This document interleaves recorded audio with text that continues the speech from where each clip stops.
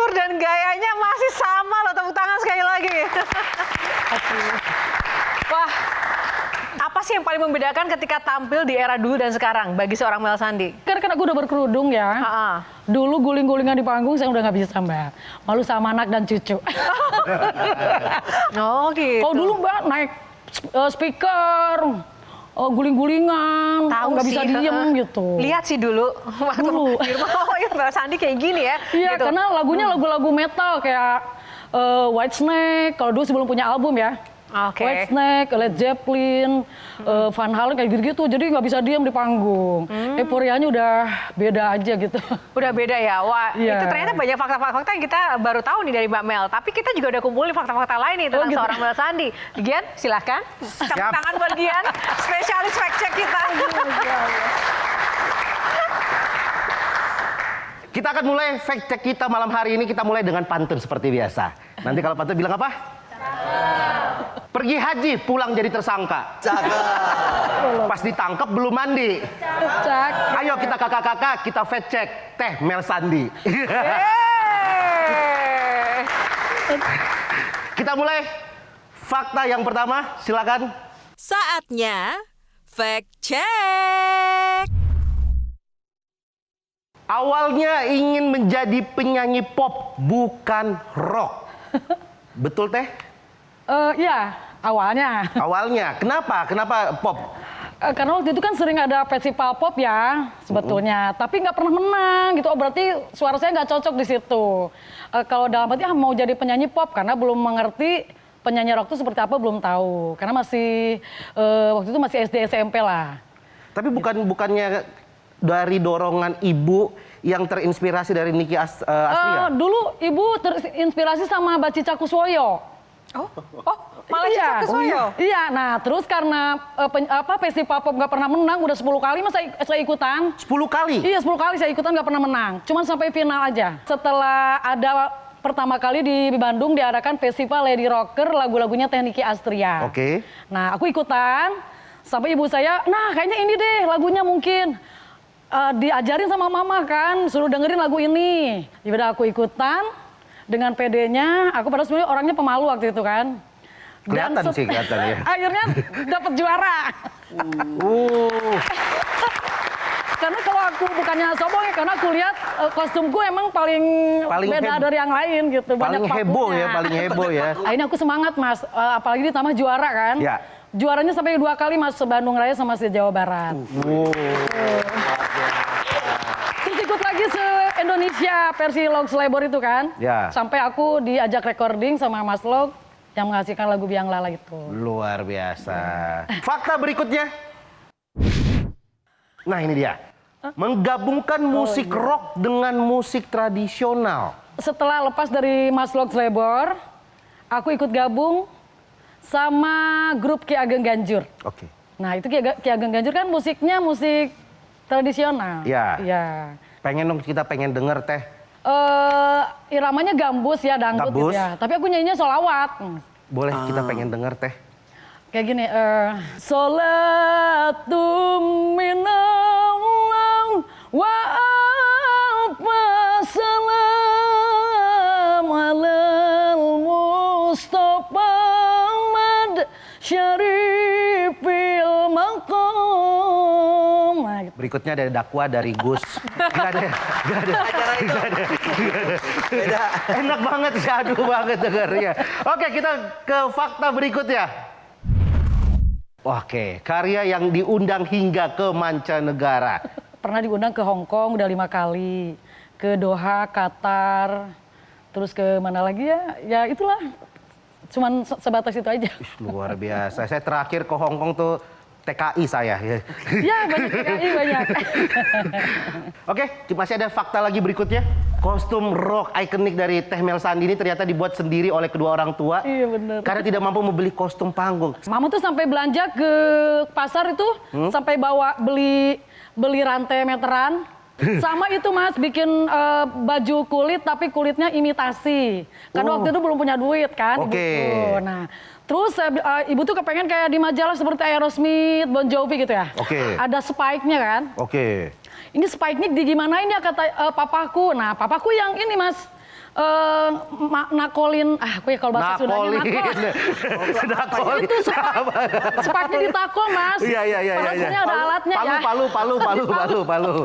Itu mas kalau pengen tahu itu benjol-benjol mas. Oke. Karena awam ya, karena anaknya kepengen ikutan festival Lady Rocker. Oh benar. Ya udah saya pakai mas ya. Iya. Sebenarnya malu juga kan. Iya. Padahal yang punya temanku bagus-bagus karena ada mesinnya gitu. Ya. Sampai kapan? Sampai aku belum dapat recording dari dikontrak sama Mas Log Slebor. Ada satu lagi.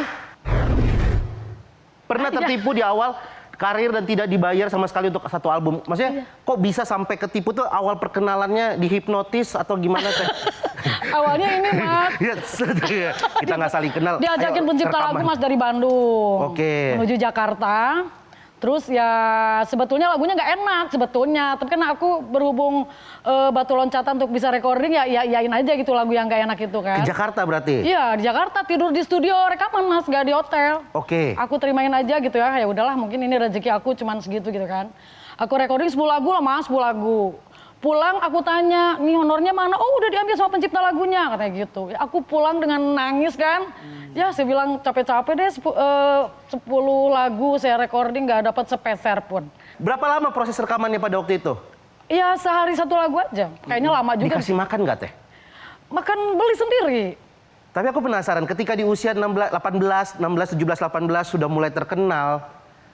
Ada rasa kayak jalan tuh, kalau Sunda tuh apa ya?